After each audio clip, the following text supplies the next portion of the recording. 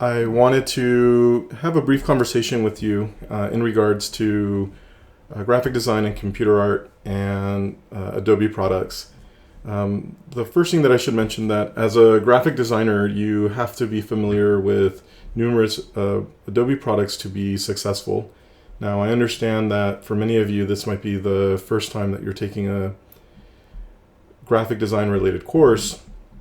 If that's the case, I think that this is a really good place to start because you're going to be learning a software that's relatively intuitive.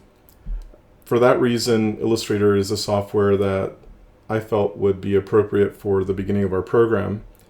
I felt that it would be a software where students could learn relatively easily. It's a pretty fast learning curve. And once you understand how to use Illustrator, you can take a lot of that logic that's assigned to the workflow there and apply it to other softwares. As I mentioned earlier, it's important for designers to have a good grasp of the various Adobe products. Now, the three primary products I would say are Illustrator, InDesign, and Photoshop. Depending on where you work, one of those applications or softwares might be more of a focus. It might also be driven by the type of work that you're producing. A lot of people begin in Photoshop, and that's fine.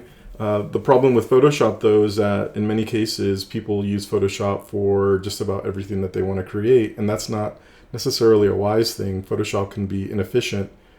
The Adobe products are named in a way that implies what they're supposed to be used for.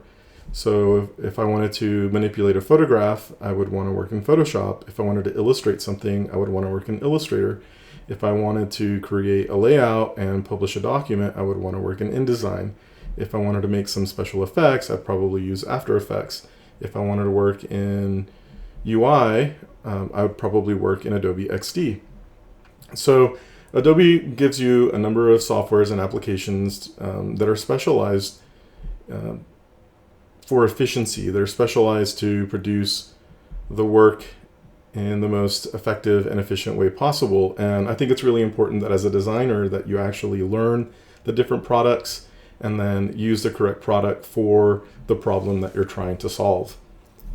When you purchase Adobe Creative Cloud, you have the ability to download the specific softwares that you want.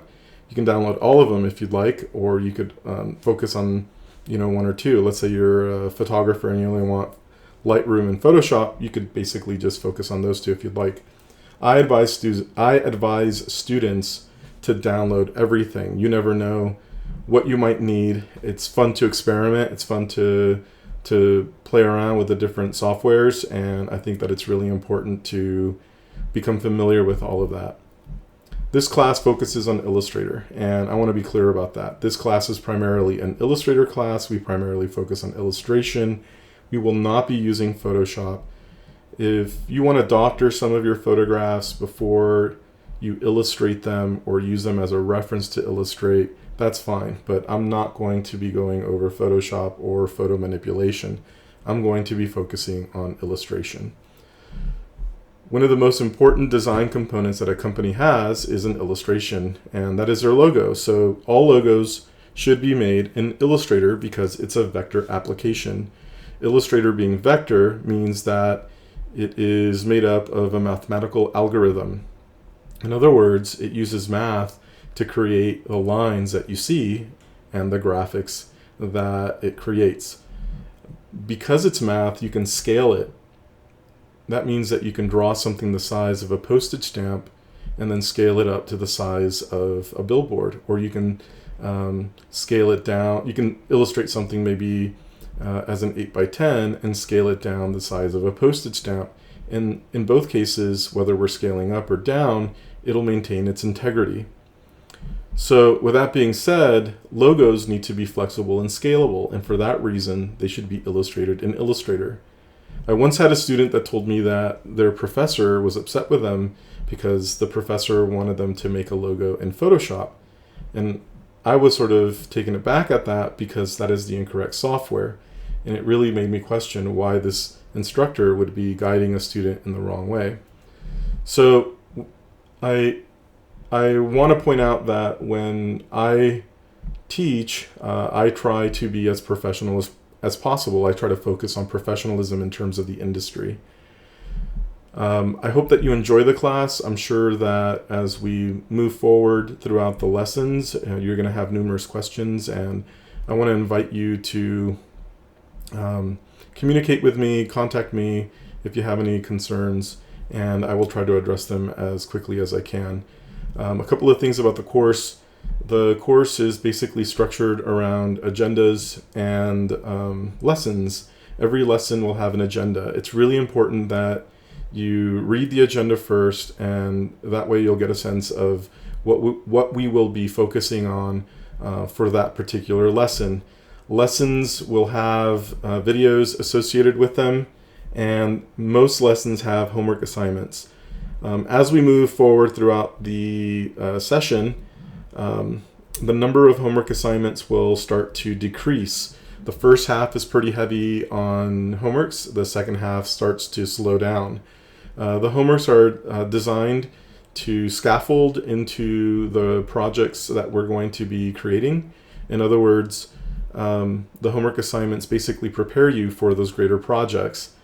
It's important that you follow the lessons in order. It's important that you follow the videos in order. And if there's any confusion, please make sure that you reach out to me so that way I can clarify, and it might help me be aware of something that I am not communicating correctly to you or the rest of the class. If you perceive that something is lacking, once again, I invite you to reach out to me, and I look forward to working with all of you. I think that we're going to have a great time. I hope that as you're listening to me and looking at this work, that you see that we produce really good stuff. We have a wonderful program. I hope that this is just a starting point for many of you, and I hope that this is the beginning of more of a meaningful engagement between you and I and our program. Thank you very much, and I look forward to working with you. Bye.